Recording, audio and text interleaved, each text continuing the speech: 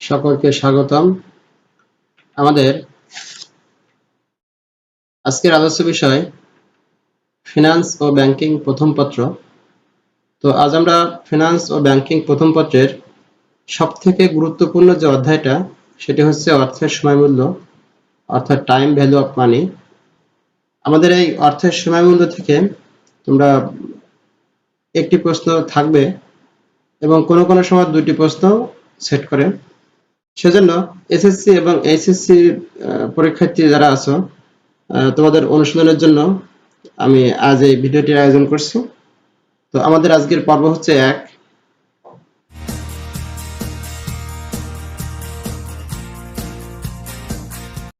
আমরা অঙ্কে চলে যাই। দেখো আমাদের এখানে একটি অঙ্ক আছে যে মিস্টার শ্যামল সম্প্রতি চাকরি থেকে অবসর নেন এবং তার অবসরের 25 লক্ষ টাকা ক ব্যাংকে 10 বছরের জন্য স্থায়ী হিসাবে রাখার সিদ্ধান্ত নেন। ব্যাংক তাকে 12% হারে সুদ দেবে বলে জানায়। অপরদিকে খ ব্যাংক তাকে 15% হারে মাসিক চক্রবৃদ্ধিতে সুদ দেবে বলে প্রস্তাব দেয়। তো এখানে দেখো আমাদের ক ব্যাংক এবং খ ব্যাংক দুটি ব্যাংক আছে। তো মিস্টার শ্যামল সাহেব উনি 25 লক্ষ টাকা জমা রাখতে চাচ্ছেন।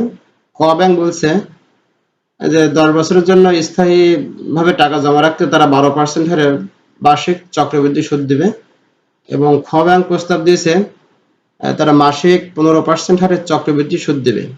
তো এখন মিস্টার শ্যামল ক ব্যাংক থেকে 10 বছর পর কত টাকা পাবেন এটা আমাদের নির্ণয় করতে হবে। আর আরেকটি খ নম্বরে আছে যে মিস্টার শ্যামলের কোন ব্যাংকে টাকা জমা রাখা অধিক লাভজনক বিশ্লেষণ করো। অর্থাৎ আমাদের ক ব্যাংক এবং খ ব্যাংক দুটোরই ভবিষ্যৎ মূল্য বের করে দেখতে হবে কোন ব্যাংকে টাকার পরিমাণ বেশি। তো যে ব্যাংকে টাকার পরিমাণ বেশি হবে তো সেই ব্যাংকেই আমাদের টাকা জমা রাখা অধিক লাভজনক হবে, সেটা আমাদের বিশ্লেষণ করে দেখাতে হবে। তো আমরা সে বিশ্লেষণ করা পর্যন্ত ক্লাসের সঙ্গে থাকি। আমরা সমাধানে যাই। সমাধান ক নম্বরে মিস্টার শ্যামল ক ব্যাংক থেকে 10 বছর পর কত টাকা পাবেন তা নির্ণয় করা হলো। তো আমরা জানি যে এফভি অর্থাৎ ফিউচার ভ্যালু এর সূত্র হচ্ছে PV into 1 plus I to the power N. তো আমাদের অঙ্কে কি কি তথ্য দেওয়া আছে সেটি একটু দেখি। হিয়ার অর্থাৎ এখানে পিভি অর্থাৎ এখন শ্যামল সাহেব 25 লক্ষ টাকা জমা রাখতে চাচ্ছেন। তো এই 25 লক্ষ টাকাই হচ্ছে আমাদের বর্তমান মূল্য অর্থাৎ পিভি। আমাদের এন ইকুয়াল হচ্ছে 10 ইয়ার্স অর্থাৎ 10 বছর। আই ইকুয়াল টু হচ্ছে সুদের হার অর্থাৎ rate of interest. Rate of interest হচ্ছে আমাদের 12%। তো 12%টাকে আমরা ভাঙাবো কিভাবে?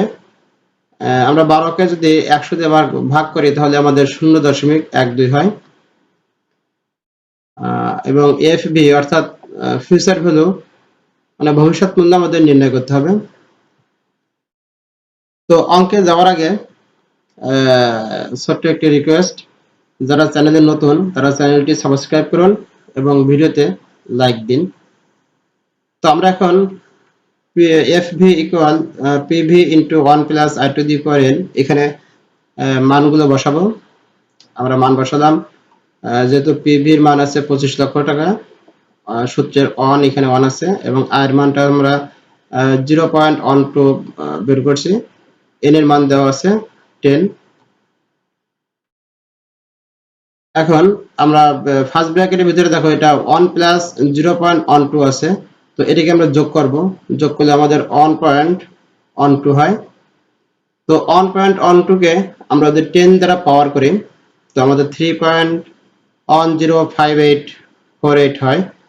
তো তারপর আমরা 25 লক্ষ টাকার সঙ্গে 3.105848 যদি গুণ করি তো সেক্ষেত্রে আমাদের টাকা হবে 77,64,620 টাকা। মিস্টার শ্যামল ক ব্যাংক থেকে 10 বছর পর 77,64,620 টাকা পাবেন। তো আমরা খ নম্বর প্রশ্নের উত্তরে যাব। তো আমরা অঙ্ক করার সুবিধার্থে প্রশ্নটি আমরা আমাদের সামনে নিয়ে আসছি। অনেক সময় প্রশ্ন না দেখলে আমাদের অঙ্কে কি কি আইটেম দেওয়া আছে এটা আমরা বুঝতে খুব কষ্ট হয়। তো আমরা খ নম্বরের সমাধানে যাই। মিস্টার শ্যামল এর কোন ব্যাংকে টাকা রাখা অধিক লাভজনক তা নির্ণয় করার জন্য খ ব্যাংক হতে কত টাকা পাবেন তা নির্ণয় করা হলো। তো আমরা জানি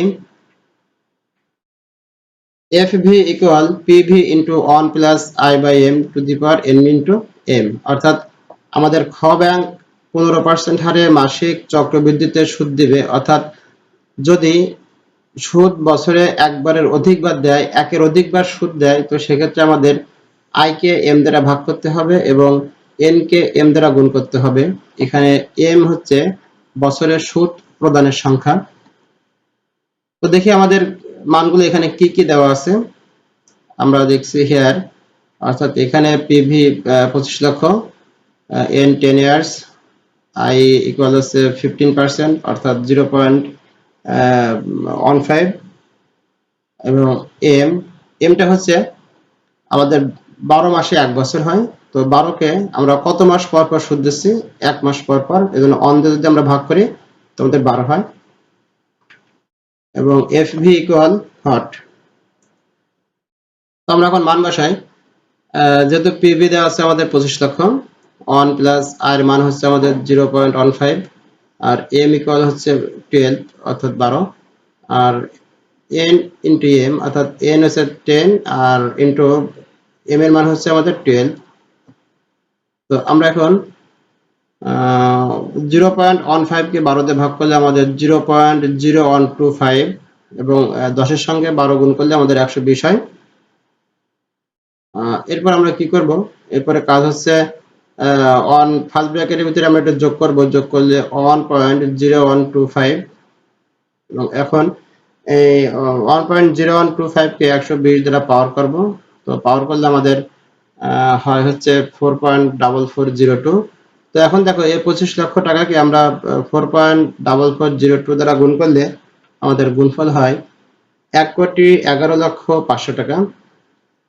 তো আমরা দুইটা ব্যাংক থেকে ভবিষ্যৎ মূল্য পেয়ে গেছি। আমরা ক ব্যাংক থেকে আমরা ভবিষ্যৎ মূল্য পেয়েছি এবং খ ব্যাংক থেকে ভবিষ্যৎ মূল্য পেয়েছি।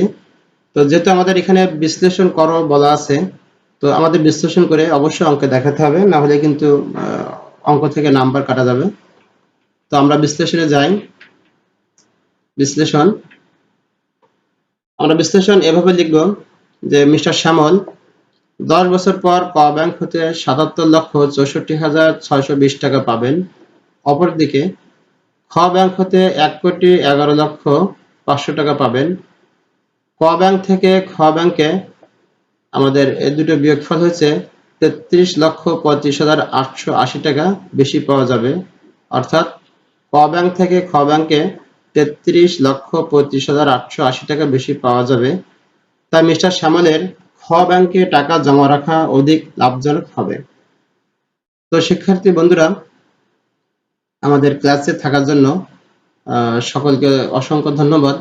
আমরা পরবর্তী ক্লাসে অর্থের সময়মূল্য এর দ্বিতীয় পর্ব নিয়ে আসবো। সে পর্যন্ত সবাই ভালো থাকো, সুস্থ থাকো।